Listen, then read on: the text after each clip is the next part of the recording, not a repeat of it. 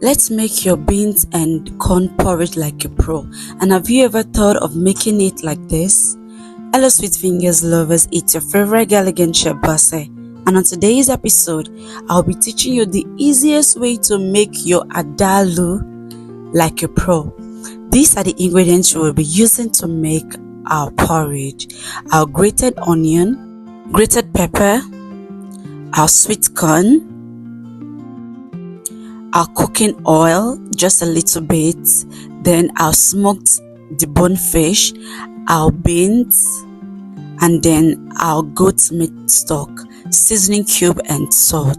And these are all the ingredients we'll use. In the pot, you're just going to rinse your beans and then add it inside your pot, and you're also going to add your goat meat stock to it. If we also have chicken stock, you can use it, and we're going to add water to it, mix together, and then allow it to cook until it is very soft, or it's properly cooked the way you want it. While our beans is getting cooked, we're just going to get another pot, and we're going to add our cooking oil to it and allow it to heat up a bit, then our grated onion.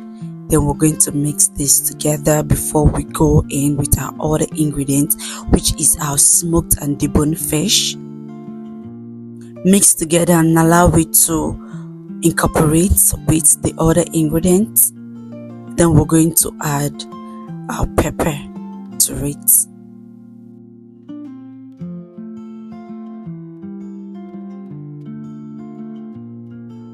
Then mix together.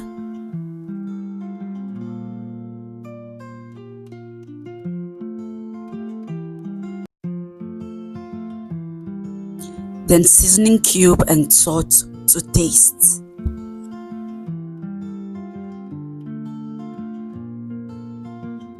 Then add a little bit of your goat meat stock.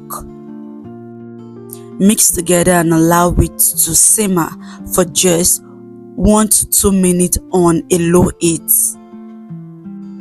Then we'll cover it and allow it to simmer.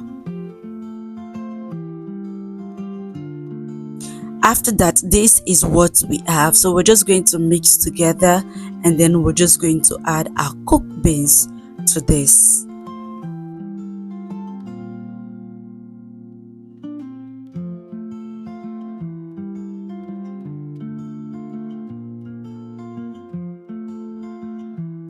At this stage, our beans is ready. So we're just going to add our beans to our sauce just like this, and we're going to mix together until all ingredients is well and properly combined together.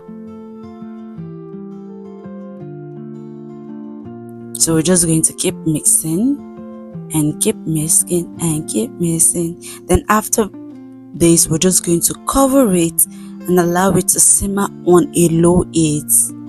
Emphasis on a low heat. So after 1 to 2 minutes, we're just going to add our sweet corn to this, and then we're just going to mix together again.